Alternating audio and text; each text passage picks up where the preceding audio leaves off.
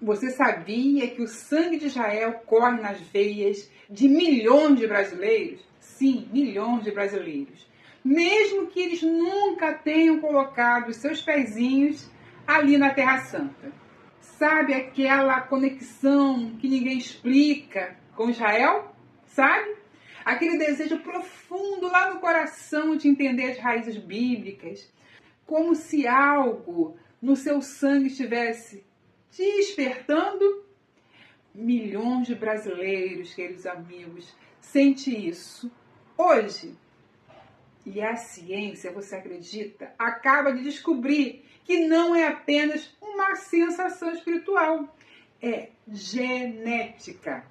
É o seu DNA gritando uma verdade que foi escondida por 500 anos. Existe uma promessa e um mistério, irmãos. E hoje aqui no nosso Rasgando o Véu, nós vamos revelar como a Inquisição tentou apagar a linhagem de Israel. Mas, queridos irmãos, acabou cumprindo uma profecia bíblica impressionante aqui na terra brasileira. Se você tem um sobrenome comum ou um costume que muitos não sabem explicar por quê, você pode ser parte, queridos irmãos, de uma linhagem profética que está prestes a ser restaurada. Fique aqui comigo até o final, porque eu vou te mostrar, queridos irmãos, um costume que você provavelmente faz aí na sua casa. E olha, sem saber que ele é um sinal deixado pelos seus ancestrais para identificar a fé, para marcar a fé e que a fé nunca morresse. Vamos descobrir quem você é realmente aqui à luz da Bíblia. Nós vamos ver uma história escondida que está no Êxodo, ditas, queridos irmãos. Porque, olha só, a história secular diz que no final do século XV, Portugal e Espanha, eles vão expulsar e batizar à força judeus e mais judeus. E muitos desses passam a ser chamados cristãos novos. Você já ouviu isso, né? Eles vieram aqui para o Brasil, queridos irmãos, desde o início de nossa colonização, quando a gente olha para a história. Quando a gente olha para Amós, um versículo milenar diz: pois darei ordem a sacudir o povo de Israel entre todas as nações, tal como se sacode o trigo em uma peneira, sem que um só grão caia na terra. Essa é uma profecia milenária. O mistério dos cristãos novos está aí. Irmãos, aí está revelado para nós. O Brasil não recebeu apenas imigrantes, irmãos, mas sim o trigo de Israel que foi peneirado através da Inquisição. Queridos irmãos, em meio à perseguição, Deus cumpriu sua palavra. Na tribulação, Deus continua sendo Deus. O povo que deveria ser destruído tornou-se a segunda comunidade judaica no Brasil hoje. E quando a gente começa a pesquisar, alguns estudiosos acreditam que os novos cristãos tinham nomes de famílias comuns no Brasil. Aí, sobrenome de árvores, de plantas, que os judeus usavam para se esconderem. Exemplo disso são os sobrenomes de árvores como Oliveira, Pereira, Carvalho, Barros, Ferreira. E isso era a forma dos judeus se manterem conectados à natureza e também à simbologia bíblica, que era a fé deles. Então, enquanto escondiam e tudo isso enquanto eles escondiam a sua fé, que a gente já falou que foi tudo à força. E é claro que ter um sobrenome desse atualmente não quer dizer que estamos falando de uma linhagem, que a pessoa faz parte dos judeus. Mas que em um dado momento, queridos irmãos, esse foi o recurso utilizado por eles. Por exemplo, o meu sobrenome é Barros. E ele é classificado pelos judeus como Bar, que quer dizer filho, e Ros, chefe, líder, cabeça. Ou seja, O meu nome quer dizer filho do chefe, filho do líder. Então, um nome, é claro que pode ter sido usado por estes imigrantes para revelar tudo o que estava preso nos seus corações e se manterem conectados através da sua fé. Agora, irmãos, temos que mudar para um ponto delicado. Temos que tocar nesse assunto. Os judeus convertidos ao catolicismo, eles viviam entre dois mundos. Para esconder a fé, eles se adaptaram rituais judaicos ao catolicismo. E o que vai nos acompanhar até hoje? Hoje, nós vivemos com alguns rituais. São os vestígios dessa herança, e especialmente em Minas e no Nordeste, queridos irmãos. Nós vamos ver esse costume muito forte entre as famílias. E eu vou revelar um costume brasileiro que você faz aí na sua casa e que é, na verdade, um ritual judaico de 500 anos que sobreviveu à dura Inquisição. E quem não conhece alguém que só gosta de faxinar a casa na sexta-feira?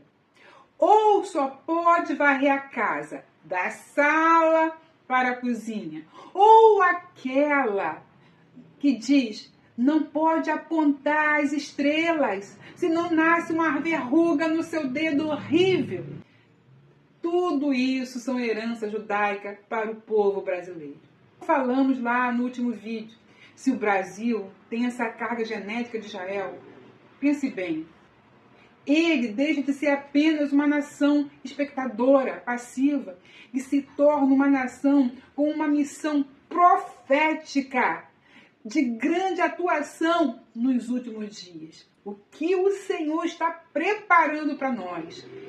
Se desperte, queridos irmãos, se despertem. Em Recife, temos a primeira sinagoga. Lá eu estive. Vamos continuar. O DNA e a ciência, irmãos. Como que a gente olha isso dentro dos estudos? E nós vamos ver que realmente estudos recentes, eles mostram que 25% da população da América Latina tem marcadores genéticos sefaditas. Muitos brasileiros, eles possuem traços de ancestralidade judaica no DNA. Então, dados de laboratório de genética, eles apontam uma porcentagem significativa da população carregando uma herança sefadita. E o que é sefadita? É aqueles judeus que vêm da Península Ibérica, Portugal e Espanha, como nós estamos falando. Essa população é reflexo da vinda dos cristãos novos durante o período colonial português, irmãos, no início da nossa formação. E aí nós levantamos nossos olhos e olhamos a memória genética e o despertar espiritual. E o que nós vemos? O DNA, ele não carrega apenas traços físicos, mas que o despertar que muitos brasileiros sentem hoje, um amor inexplicável por Israel. E esse amor que eu estou falando é para o povo genuíno do Criador. Não os que dizem ser judeus e não são, mas que são sinagoga de Satanás. Esse nós nem nomeamos entre nós. Vamos pular esses. E também, queridos, pelas festas judaicas em que o Messias está cumprindo. Nós estamos olhando isso e nos apaixonando por isso, entendendo essas festas e o cumprimento final. E pela palavra verdadeira, isso deriva de uma manifestação espiritual dessa herança, irmãos. Um mover de Deus. Quando você vê o livro de Ezequiel 37, o Vale dos Ossos Secos, famosíssimo, não é? Ele diz o quê? Ele diz que o sopro da vida alcançando os ossos que foram espalhados até os confins da terra. O Brasil está aí. Ezequiel descreve uma visão que todos os ossos secos de Israel terão vida. A restauração nos tempos finais. Estamos muito próximo disso, queridos irmãos. Olha só, a perseguição na Europa empurrou o povo de Deus para dentro das matas do Brasil. E o sangue deles estão em muitos de vocês hoje. como nós falamos no último vídeo, se o Brasil tem essa carga genética de Israel, ele deixa de ser apenas uma nação espectadora, passiva. Ele passa a ser uma nação com uma missão profética de grande atuação nos últimos dias. O que a gente vê, a conexão bíblica e profética no Brasil. Em Amós 9:9 diz: pois eis que darei ordens e sacudirei a casa de Israel entre todas as nações, como se sacode o trigo no crivo, sem que caia um só grão na terra. Irmãos, parece que a história dos judeus que fugiram para o Brasil na colonização se cumpriu na nossa terra. Porém, a profecia não para aí. Há uma promessa de que nos últimos dias Deus traria seus filhos de volta. Ezequiel 36. Traga o seu povo de volta. Refere à sua promessa constante de restauração, perdão, irmão, e reconciliação. Irmãos, a restauração refere-se a todo Israel de Deus, que estão ligados pela promessa messiânica. E como hoje muitos brasileiros estão descobrindo essa raiz, ligando isso à promessa bíblica de que Deus reunirá o seu povo de todos os cantos da terra. O Brasil pode ser um desses crivos onde o grão de Israel foi preservado. E tudo indica que sim.